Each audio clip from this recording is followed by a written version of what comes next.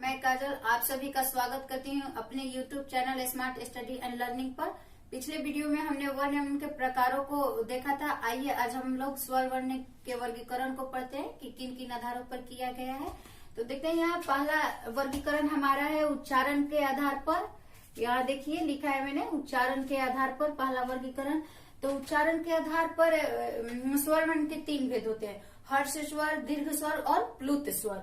तो देखिए हर्ष स्वर देखिए किसको कहते हैं। तो हर्ष स्वर जिन स्वरों के उच्चारण में कम समय मतलब बहुत कम समय लगता है और एक मात्रा का समय लगता है, इसलिए हम हर्ष स्वर को एक मात्रिक स्वर भी कहते हैं। जैसे देखिए हर्ष, हर्ष और ये जो है ना वो एक मात्रिक स्वर है, इसमें एक ही मात्रा है और कम समय लगेगा उच्चारण में। देखिए हर्ष, हर्ष, री बहुत कम समय। यहाँ देखिए दीर्घ स्वर किन्हें कहेंगे। तो दीर्घ स्वर जिन स्वरों के उच्चारण में हर्ष स्वर से 2 गुना समय, मतलब जितना हर्ष स्वर में समय लगा उससे क्या इसमें 2 गुना समय लगेगा और इसमें 2 मात्रा का भी समय लगता है, मतलब द्विमात्रिक ये होता है, उसे हम क्या कहेंगे दीर्घ स्वर। देखिए यहाँ लिखा है आ, दीर्घई, दीर्घौ। इसमें देखिए ध्यान दीजिए आ समय भी ज्यादा लगा और ये द्विमात्रिक है। देखिए कैसे है, तो इसमें अ प्लस अ इक्वल आ हुआ। देखिए एक मात्रा ये हुआ, एक मात्रा ये हुआ, ये दोनों मात्रा मिलके द्विमात्रिक हो गए, इसलिए इसको हम द्विमात्रिक भी कहते हैं। देखिए दीर्घई को भी जैसे हर्षई प्लस हर्षई इक्वल क्या करते हैं दीर्घई लिखते हैं। यहाँ देखिए प्लुत स्वर। तो प्लुत स्वर किन्हें कहेंगे, तो जिन स्वरों के उच्चारण में दीर्घ स्वर से भी ज्यादा समय लगे। देखिए यहाँ दीर्घ स्वर में हर्ष स्वर से ज्यादा समय लगा और प्लुत स्वर में दीर्घ स्वर से भी ज्यादा समय लगे, मतलब हर्ष स्वर की कितना 3 गुना समय लगे और ये 3 मात्रा का समय लेता है, यानी त्रिमात्रिक भी है। तो और इसका उपयोग पुकारने या नाटक के संवादों में किया जाता है। जैसे हम किसी को पुकारते हैं नाम धर के, तो उसमें जैसे रिघाते हैं, जैसे मेरा नाम काजल है तो मेरी मम्मी वगैरह पुकारती है, कोई भी तो काजल कहती है ना कि ए काजल, तो काजल ऐसा कोई कहता है। तो इसमें मतलब पुकारने में या नाटक होता है तो संवाद होता है 2 लोगों के बीच में, तो उनमें ज्यादा रेखा कर मतलब हम लोग अपने भाषा में रेखाना करते हैं, मतलब ज्यादा समय लगा कर लोग क्या करते हैं बोलते हैं। ये गाना उना गाने में भी इसका यूज होता है। यहाँ हमने लिखा है ओम, इसको हम अ पढ़ते हैं। देखिए मंत्र वगैरह में आपने देखा होगा इस टाइप के अ, तो इसको हम अ पढ़ते हैं। देखिए इसमें 3 मात्रा है। ओम में देखिए यहाँ 3 मात्रा है और इसमें समय ज्यादा लगा। जैसे हम लोग बोलते हैं ओम, चाहे मंत्र भी पढ़ते हैं तो जैसे पढ़ते हैं ओम भूर भुर्वा स्व, मतलब समय भी ज्यादा लगा और स्वर भी ऊपर ज्यादा जाता है। और यहाँ देखिए आपने देखा होगा ऐसे राम लिखा हुआ, देखिए ये ऐसे राम लिखा जाता है। जैसे कीर्तन वगैरह सुनेंगे तो हरे राम हरे कृष्ण गाते इसमें गवाता है हरे राम, मतलब ज्यादा समय लेकर गवाता है, वही क्या होता है त्रिमात्रिक या प्लुत स्वर होता है। अब हम नेक्स्ट देखते हैं जाति के आधार पर। एक तो देखा उच्चारण के आधार पर, दूसरा देखते हैं जाति के आधार पर स्वर वर्ण। तो जाति के आधार पर भी 2 होते हैं, मैंने बताया था सजातीय स्वर वर्ण, विजातीय स्वर वर्ण। तो सजातीय स्वर वर्ण देखिए किन्हें कहेंगे, जिन वर्णों में समान जाति के स्वर वर्णों का प्रयोग हो। सजातीय स्वर वर्ण का मतलब जो वर्ण है उसमें एक ही जाति के समान जाति के रहने चाहिए। जैसे यहाँ हमने लिखा है आ, दीर्घई और दीर्घऊ, ये 3 ठो होते हैं। ये तीन होते हैं जिनमें क्या होते हैं समान जाति के हैं। देखिए कैसे अ प्लस अ तो हो गया आ, यहाँ हर्षई प्लस हर्षई तो हो गया दीर्घई। यहाँ देखिए हर्षौ प्लस हर्षौ दीर्घौ। तो ये जो अ है ये एक जाति है, तो ये भी अ है, क्या है समान जाति है। यहाँ भी अ और यहाँ भी अ, ये दोनों समान जाति के स्वर वर्ण हो गए।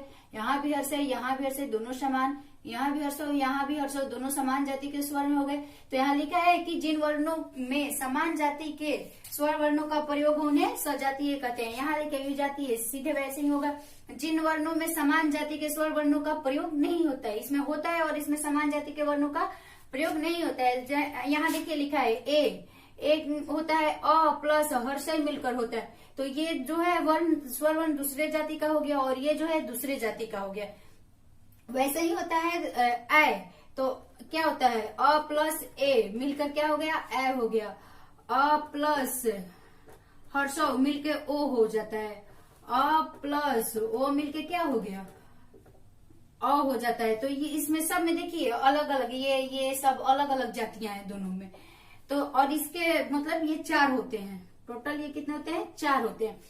तो यहाँ हमने देख लिया सजातीय स्वर वर्ण और विजातीय स्वर वर्ण। तो सजातीय स्वर वर्ण 3 होते हैं और विजातीय स्वर वर्ण 4 होते हैं। और पिछले में हमने देखा था उच्चारण के आधार पर भी 3 हो गए थे। तो हर्ष स्वर, दीर्घ स्वर और प्लुत स्वर। तो हर्ष स्वर में भी 4 स्वर वर्ण होते थे, अ, हर्षई, हर्षौरी। और दीर्घ स्वर में 7 होते थे। टोटल हमारे 11 जो स्वर्ण वर्ण होते हैं उसमें उधर मिल गए थे उच्चारण के स्थान पर। और इधर देखिए ये मिल गए सजातीय और विजातीय में।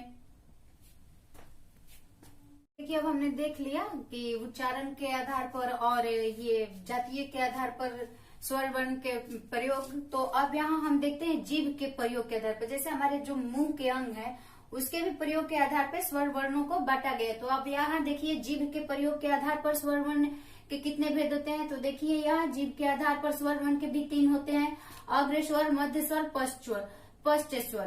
तो अग्र स्वर कहते हैं मतलब जिन स्वरों का उच्चारण जीभ के अग्र यानी आगे की भाग में हो या आगे का भाग कम करता हो उच्चारण में, उसे वर्ग स्वर कहते हैं। और वर्ग स्वर के 4 होते हैं। देखिए यहाँ हर्षई, दीर्घई, ए। और यहाँ आ गया मध्य स्वर। तो देखिए अब मध्य स्वर देते हैं। तो जिन स्वर के उच्चारण में जीभ का मध्य भाग यानी बीच का भाग काम करता है उसे मध्य स्वर कहलाता है। तो मध्य स्वर में ये एक होते हैं, अ होता है मध्य स्वर। पश्च स्वर, जिन स्वर वर्णों के उच्चारण में जीभ का पश्च भाग मीन्स पीछे का भाग काम करता है उसे पश्च स्वर कहते हैं। तो देखिए इसमें पश्च स्वर में हमारे 6 आते हैं। तो देखिए पश्च स्वर 6 होते हैं, आ, हर्षौ, दीर्घौ, ओ, औ, आ। ये जो आ है ना इसको हम आगत ध्वनि कहते हैं। इस आ को हम आगत ध्वनि कहते हैं। यहाँ समझते हैं ये जो हमारा एक जीभ हो गया, ये देखिए हमारा एक जीभ हो गया।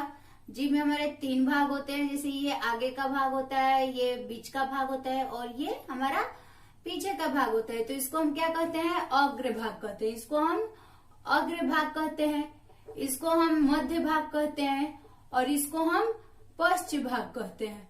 तो देखिए यहाँ तो आगे जब हम ये हर्षई, दीर्घई, ए जब हम बोलते हैं तो हमारा आगे का भाग काम करता है। और ये अ जब बोलते हैं तो बीच का भाग काम करता है। और जब हम ये वाला वर्ण बोलते हैं आ, हर्षौ, ओ, आ, तो हमारा ये पीछे का भाग काम करता है। इसीलिए जीभ के प्रयोग के आधार पर 3 होते हैं, अग्र स्वर, मध्य स्वर और पश्च स्वर। अब अगला है मुख द्वार के खुलने के आधार पर। तो मुख द्वार के खुलने के आधार पर भी स्वर वर्ण 4 होते हैं। तो देखिए पहला यहाँ दिया है विवृत, दूसरा अर्धविवृत, तीसरा समवृत और चौथा अर्धसमवृत। तो विवृत है, तो विवृत का मतलब ये होता है खुला। देखिए इंग्लिश में इसको हम कहते हैं ओपन। विवृत को हम इंग्लिश में ओपन कहते हैं। तो जिन स्वरों के उच्चारण में मुख द्वार पूरा खुलता है उसे क्या कहेंगे, विवृत कहेंगे। जब हम इसमें उच्चारण करते हैं तो जो हमारा मुख द्वार है, मुख द्वार जो है मतलब मुंह जब हम बोलते हैं तो खुलता है। तो जब हमारा मुंह पूरा खुल जाएगा तो वो क्या होता है, विवृत होता है। और विवृत स्वर वर्ण में आ आता है, विवृत स्वर वर्ण में आ आता है, ये एक ही होता है। अर्धविवृत, अर्धविवृत का मतलब होता है आधा खुलना। इसको हाफ ओपन भी कहते हैं, इंग्लिश में हाफ ओपन कहते हैं। इसमें दिया है जिन स्वरों के उच्चारण में मुख द्वार आधा खुलता है। जब हम बोलते हैं, उच्चारण करते हैं तो हमारा जो मुख द्वार है कितना खुलेगा, आधा खुलेगा। इसके अंतर्गत आते हैं अ, ए, औ, इसमें 4 होते हैं। यहाँ दिया है समवृत। समवृत में देखिए समवृत का इंग्लिश होता है क्लोज। क्लोज का मतलब होता है बंद। तो जब हम स्वर वर्ण इसमें उच्चारण करते हैं तो हमारा मुख द्वार क्या होता है, लगभग बंद रहता है। यहाँ लिखा भी है जिन स्वरों के उच्चारण में मुख द्वार लगभग बंद रहता है वो होता है समवृत। इसमें आते हैं हर्षई, दीर्घई, हर्षौ, दीर्घौ और ये भी होते हैं 4। अब हमारे यहाँ नेक्स्ट है अर्धसमवृत। अर्धसमवृत यानी आधा बंद। तो इंग्लिश में कहेंगे हाफ क्लोज।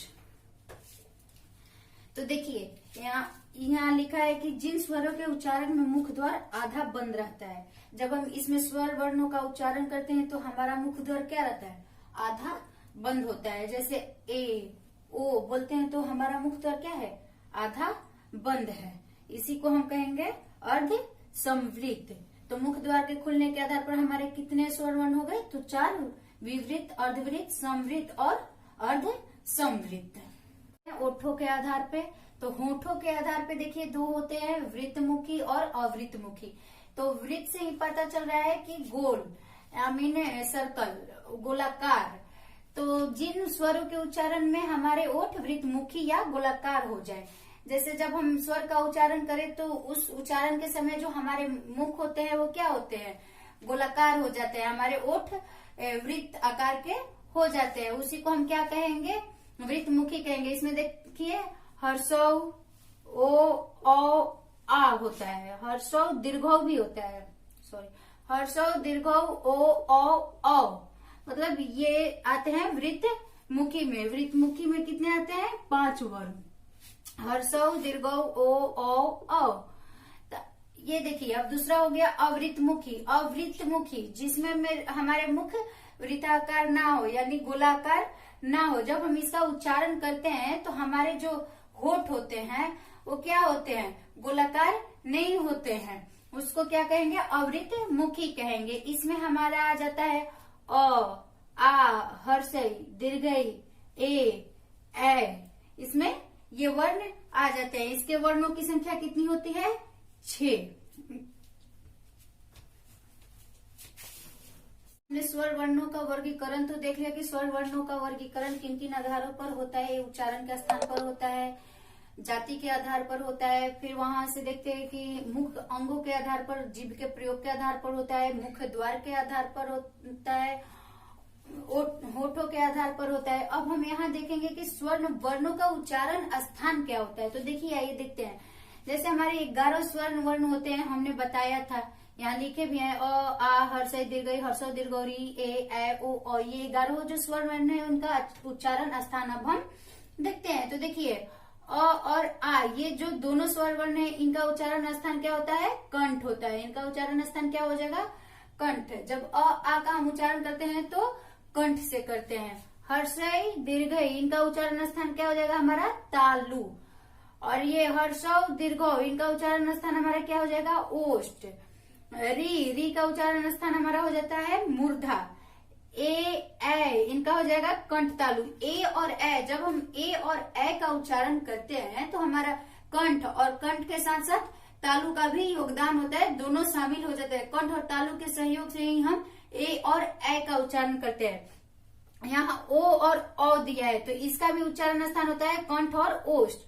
ओ औ का जब हम उच्चारण करेंगे तो हमारा कंठ और ओष्ठ दोनों शामिल हो जाता है, इन्हीं के सहयोग से इनका हम उच्चारण करते हैं। तो ये हमारा क्या हो गया, स्वर वर्णों के उच्चारण स्थान हो गए जिनके माध्यम से हम उच्चारण करते हैं। तो चलिए नेक्स्ट वीडियो में हम व्यंजन वर्ण के वर्गीकरण को देखेंगे कि किन किन आधारों पर किया गया है या उसके कौन कौन से भेद होते हैं। तो थैंक यू।